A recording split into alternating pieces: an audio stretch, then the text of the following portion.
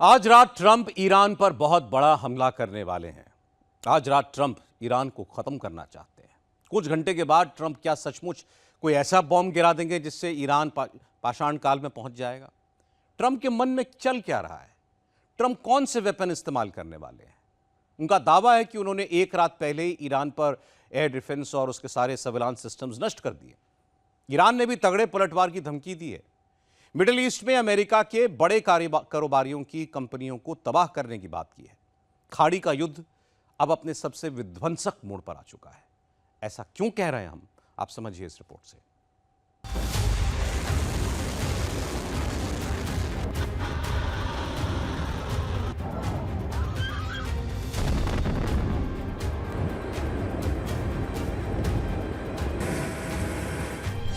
Hormoz में Trump आग से खेल रहे हैं।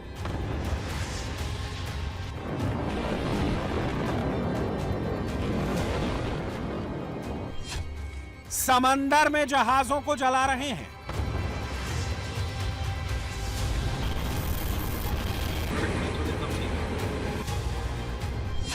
मुश्तबा के अड्डों पर टॉम हॉक बरसा रहे हैं।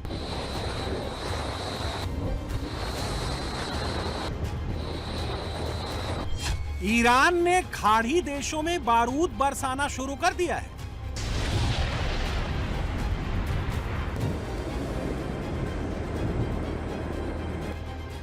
हॉर्मुज में ईरान अमेरिका की सबसे खतरनाक लड़ाई शुरू हो गई है। ओमान के कोस्ट में ईरान की तरफ से आने वाले कॉमर्शियल जहाजों पर अमेरिका ताबड़तोड़ हमले कर रहा है।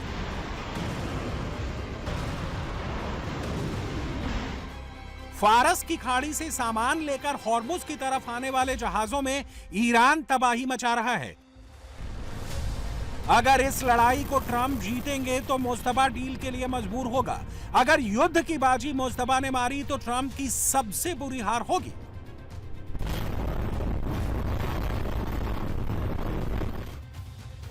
ओमान की खाड़ी में 4 दिन में भारत के 3 जहाजों पर हमले किए गए हैं।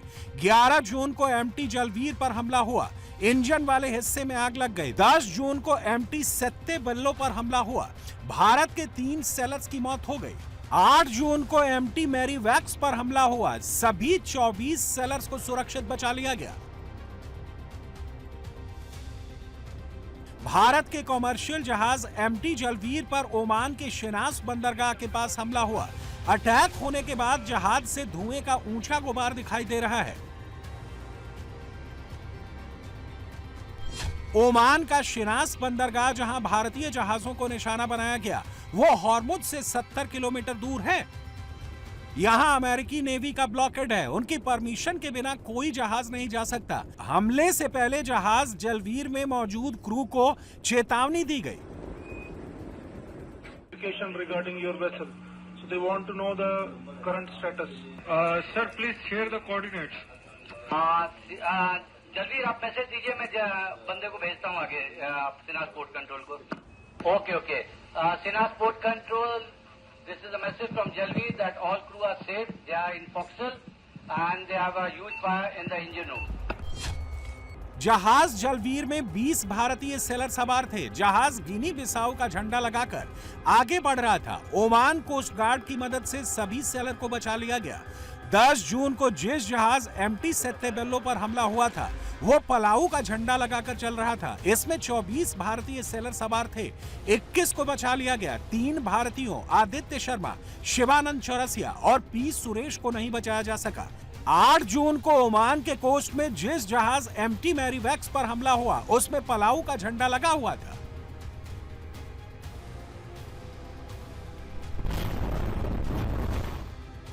बहत्तर घंटे में तीनों भारतीय जहाजों पर हमला अमेरिका ने किया है। भारत ने अमेरिकी अधिकारियों को तलब कर कड़ा विरोध जताया है।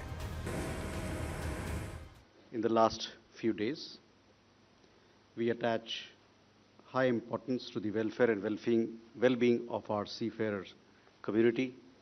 We need not re-emphasize this point. Yesterday, we condemned the attack on a ship off the coast of Oman, in which, unfortunately, we lost 3 Indian nationals. We had summoned the US CDA here to register a strong protest. Trump की दादागिरी से नाराज मुस्तफा ने straight of Hormuz को total block कर दिया है। मतलब अमेरिकी ब्लॉकेड के जवाब में ईरान ने भी ब्लॉकेड लगा दिया है। खाड़ी में डबल ब्लॉकेड की वजह से दुनिया भर में तेल और गैस का संकट आ सकता है, महंगाई बढ़ सकती है। जहाजों पर नए हमलों के बाद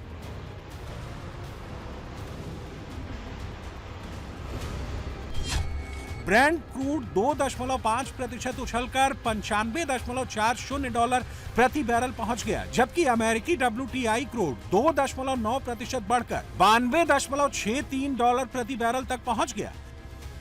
हॉर्मुज से दुनिया की 20% ऊर्जा सप्लाई होती है, जिसमें कच्चा तेल और प्राकृतिक गैस शामिल है।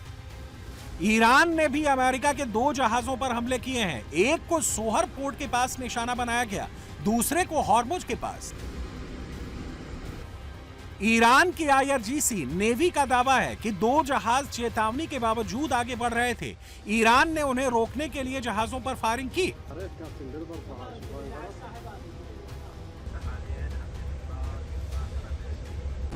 ईरान के हमलों के जवाब में अमेरिका ने हॉर्मुज के पास कासिम आइलैंड पर भीषण बमबारी की।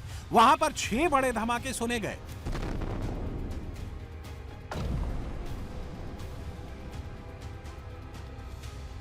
अमेरिका ने दावा किया कि नाकेबंदी के दौरान उसने ईरानी नेवी को चकमा देते हुए स्ट्रेट ऑफ हॉर्मुज से 10 करोड़ बैरल तेल पार कराया है। अमेरिकी जहाजों की मौजूदगी की वजह से ईरान को इसकी भनक तक नहीं लगी। It was revealed today by the president that the press has not been aware of, but certainly this building, the U.S. Central Command, has known, is that Project Freedom, the idea of running ships through the Strait of Hormuz, it never stopped. It just went underground. And so there's some things the public knows and some things the public doesn't know. But ultimately, we've been protecting commercial shipping going through the Strait of Hormuz, as the president announced, to the tune of over 100 million barrels that have moved through and more in the middle of the night, protected by the United States in a way that Iran can't stop. They can't see it and they can't stop it. Trump ने एक बार फिर हवाई दावा किया कि straight of Hormuz खुला है, मगर शिपिंग कंपनियां जहाजों पर बमबारी के डर से वहां कामकाज नहीं कर रही हैं। ईरान की फास्ट अटैक बोट लगातार हॉर्मुज में पेट्रोलिंग कर रही हैं, जो मिसाइलों से लैस हैं। अगर किसी जहाज ने उनकी परमिशन के बगैर आगे बढ़ने की कोशिश की तो उसे वहीं उड़ा देंगे।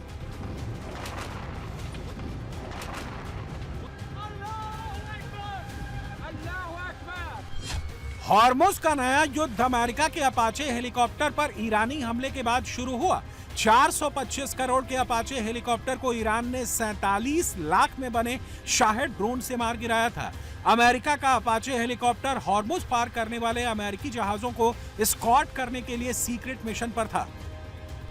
ईरान ने ट्रंप के जिस अपाचे हेलीकॉप्टर को उड़ाया, उसमें 16 हेलफायर मिसाइलें लगी हुई थी। एक हेलफायर मिसाइल की कीमत करीब 1 करोड़ 25 लाख रुपए है। इसमें 76 रॉकेट और 30 mm की गन भी लगी हुई है, जो 1 मिनट में 600 राउंड फायर कर सकती है। हॉर्मुज में अपाचे हेलीकॉप्टर का बदला लेने के लिए ट्रंप ने ईरान में आग लगा दी। IRGC के कमांड सेंटर पर बारूद ही बारूद गिरा दिया। पूरा कमांड सेंटर आग के शोलों में घिर गया।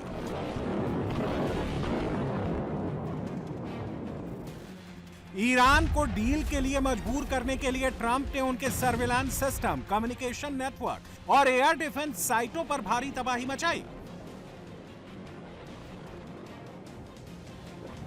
ईरान में तबाही मचाने के लिए अमेरिका ने डिस्ट्रॉयर में फिट टॉम हॉक क्रूज मिसाइलों से हमले किए। एक ही रात में अमेरिका ने 49 टॉम हॉक मिसाइलें ईरान के टारगेट पर दागी। USS माइकल मर्फी से तबाही मचा दी।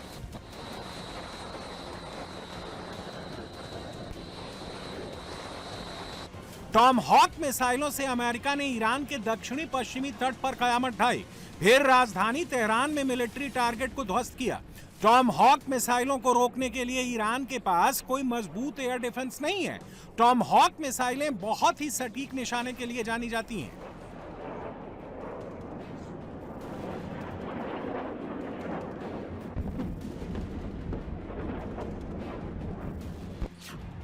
अमेरिका की Tomahawk cruise missile 2500 kilometre तक तबाही मचा सकती है। ये 30 से 35 मीटर की ऊंचाई पर उड़ान भरती है। ईरान के एयर डिफेंस के पास इसे रोकने की क्षमता नहीं है। ये 880 किलोमीटर प्रति घंटे की स्पीड से हमला करती है। इसमें 310 किलो का उच्च विस्फोटक लगा है जो भयंकर विध्वंस करता है। ये 166 छोटे छोटे बम लेकर भी उड़ान भर सकती है जो बड़े एरिया में बहुत भारी नुकसान पहुंचाते हैं। टॉमहॉक मिसाइल को पनडुब्बी, क्रूजर और डिस्ट्रॉयर से दागा जा सकता है।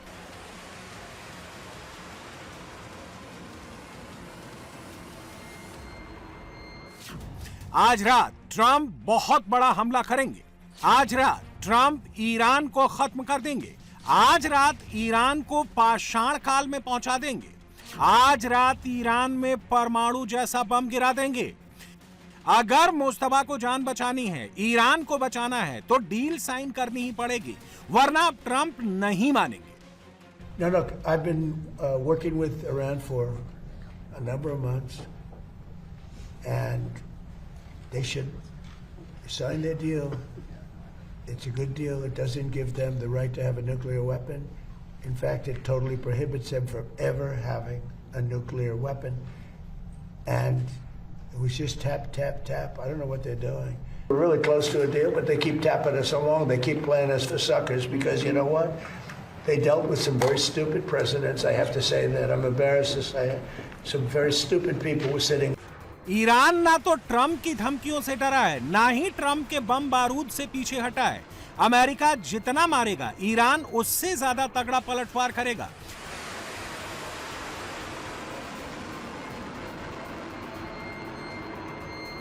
ईरान ने 3 देशों कुवैत, बहरीन और जॉर्डन में अमेरिका के अड्डों पर भीषण हमले किए हैं।